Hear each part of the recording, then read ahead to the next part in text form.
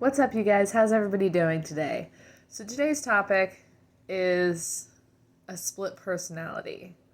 Now, this is nothing to do with actual multiple personality disorder or anything like this. It's not like that. I'm not a psychiatrist.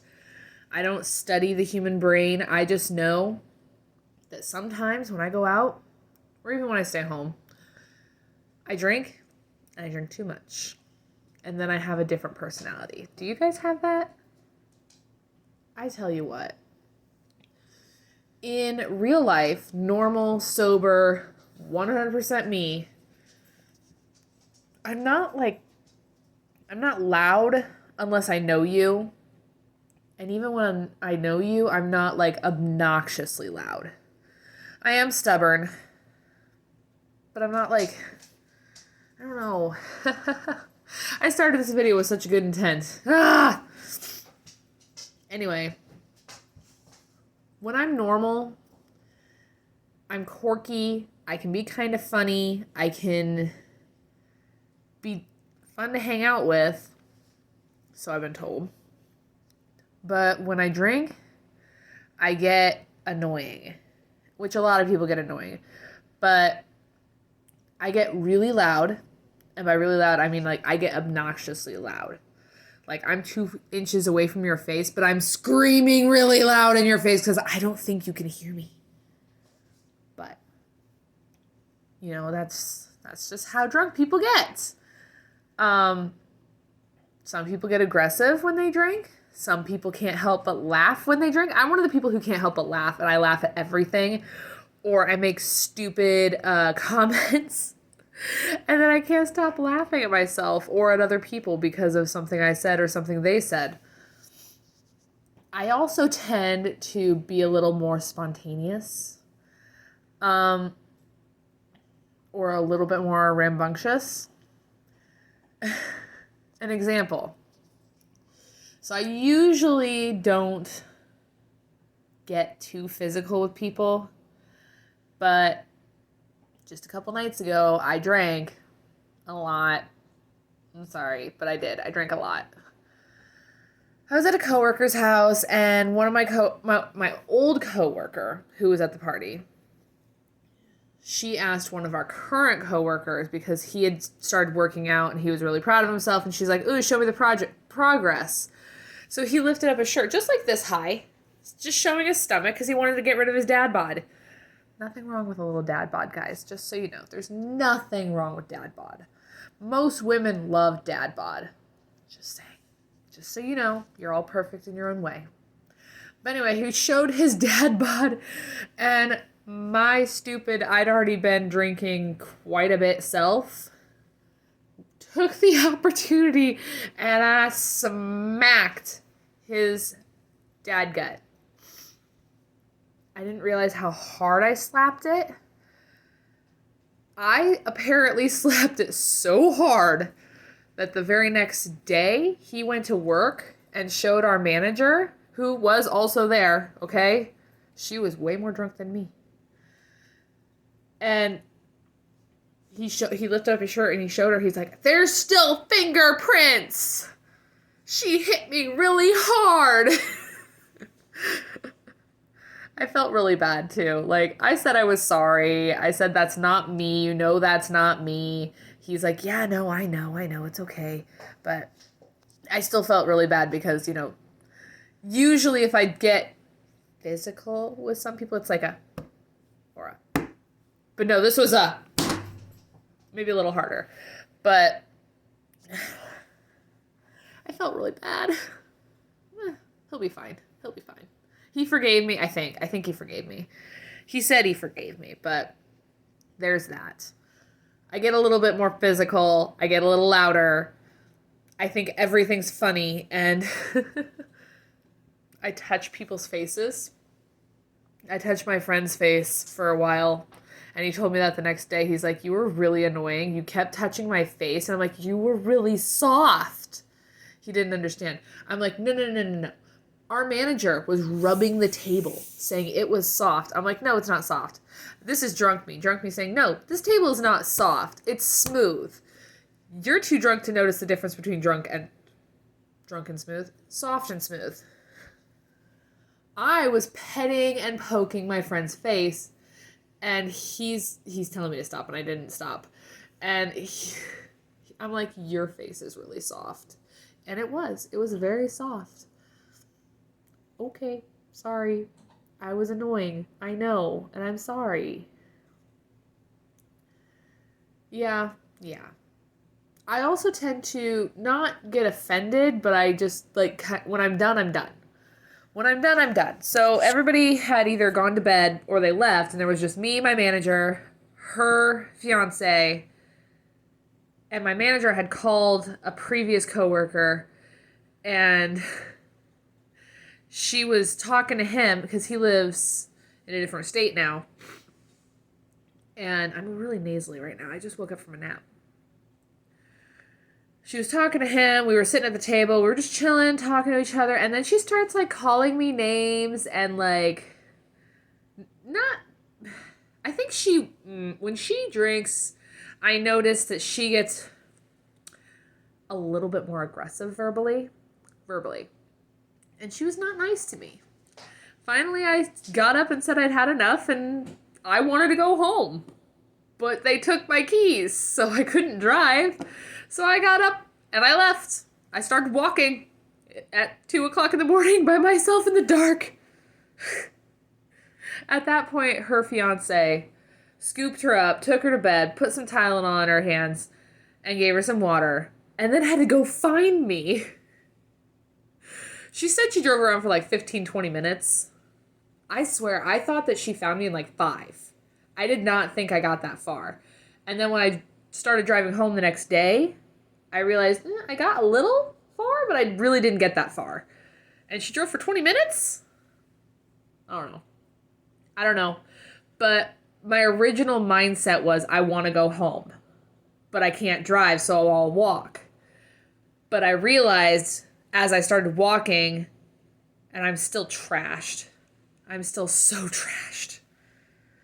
I realized as I was walking that I'm too far from home to walk home.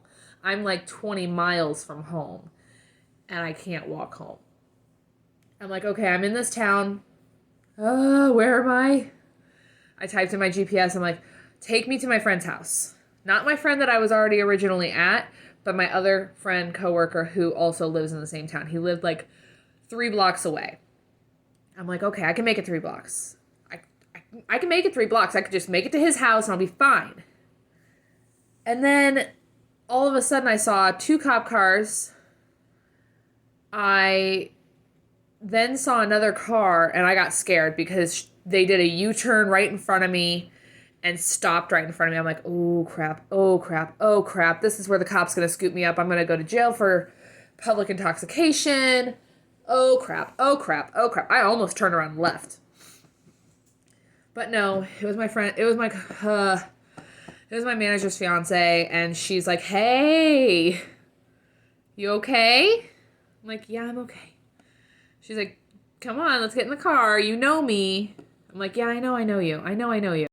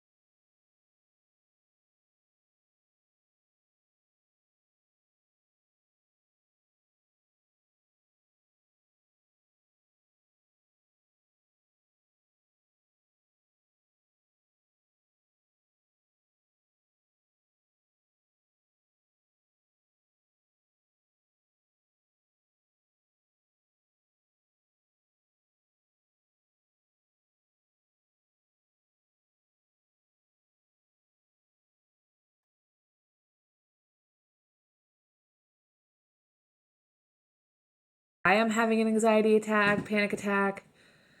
And I'm like, I don't know what's wrong. I don't know what's happening. Like, it's just happening and I don't know how to make it stop. And she's like, okay, just breathe. Just breathe. Just breathe. You're fine. You're safe. You're fine.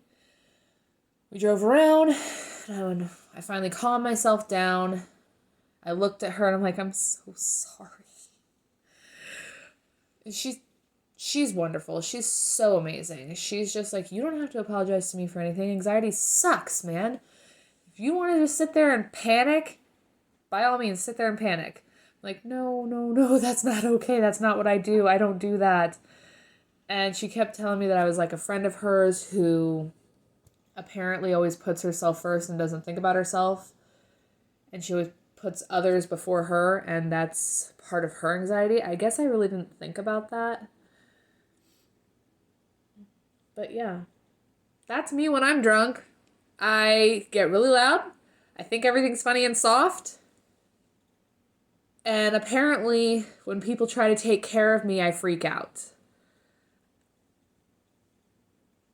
I don't know. So apparently my anxiety is, I'm so used to taking care of everyone else that when somebody tries to get into my head or to either physically or mentally take care of me, I'm not ready for that. It kind of freaks me out. So I have an anxiety attack. And then I get worse because I'm freaking out in front of people, and I don't do that either. When I have an anxiety attack, I usually go somewhere out and hide, have my thing, and then I come back and I'm fine. But I've had this last one wasn't as bad, but it was still pretty big. But I've had 2 larger panic attacks, anxiety attacks, that were in front of people. And that scares me, because that means that I'm either in a situation where I can't go and hide and do my thing by myself, or I'm not having as much control over it as I thought I did. Granted, both times I was intoxicated, but it's still a scary thing to think about. I've never had them that bad, and then all of a sudden I had one that was traumatically scary, and I was very, very excited that she didn't remember any of it. And then this last one that just happened, well, after the first really bad one, I have a video on that one. After that one, I had a lot of mini panic attacks throughout the course of a week and a half of consistent mini anxiety attacks that would just happen whenever they wanted. Just all of a sudden I'd have to go hide for a minute. They wouldn't last very long, maybe 2-3 minutes at a time. And I'd go hide for a minute and come back and I'd be fine. But then I had this one and I couldn't go anywhere. I was in a car. I couldn't make her stop because she wasn't going to stop. She wanted to get me home. She wanted to drive me home, and I told her no. I don't know why I told her no. Probably because I knew I had to get my car at some point and get to work the next day. And then today, my friend, who I tried to walk to his house that night because I was done. I wanted to go home, but I knew I couldn't drive home and I couldn't walk home, so I was going to go to his house. He told me, he's like, I should have just taken you home. You were done. You were so gone and you needed to be done. I'm like, I'm glad you didn't take me home, because I'm not ready for you to see that. And I told him about it, and he's like, you need to stop drinking. I'm like, I don't think it's the drinking. I mean, granted, I shouldn't be drinking that much that fast, but I don't think it's the drinking. I think it's when I put myself, or when people put me in a situation where they want to physically or mentally take care of me, I don't let people take care of me. I was always raised to take care of myself, and then nobody else was gonna take care of me. So I guess I'm self-diagnosing myself, by the way. I guess that mental capacity is still there, and I still feel like nobody's gonna be out there to take care of me, so I have to take care of myself all the time. So when people try to take the initiative to take care of me, I don't know how to accept it. That's me self-diagnosing myself. I'm not a psychology person. I've never been to a shrink. Maybe that's not the correct term. I've never been to a therapist. I've never been to any sort of psychologist or anything like that. And this is just me self-diagnosing myself because I feel like I know myself fairly well if I sit there and actually think about it. So yeah, that's my rant.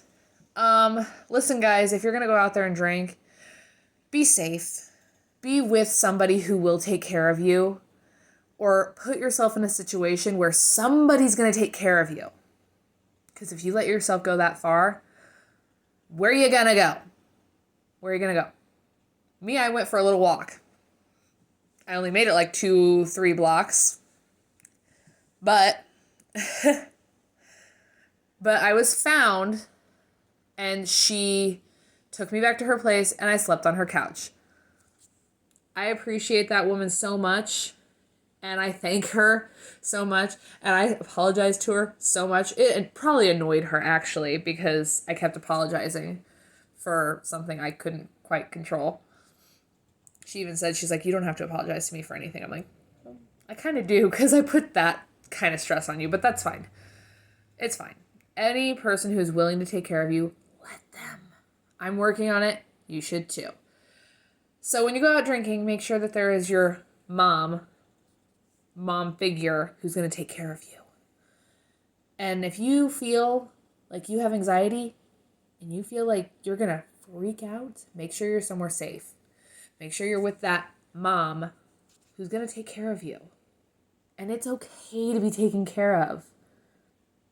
That's my rant for today. Okay, guys? So be safe out there. Take care of yourself. Let others take care of you. I'm working on it. You should work on it too.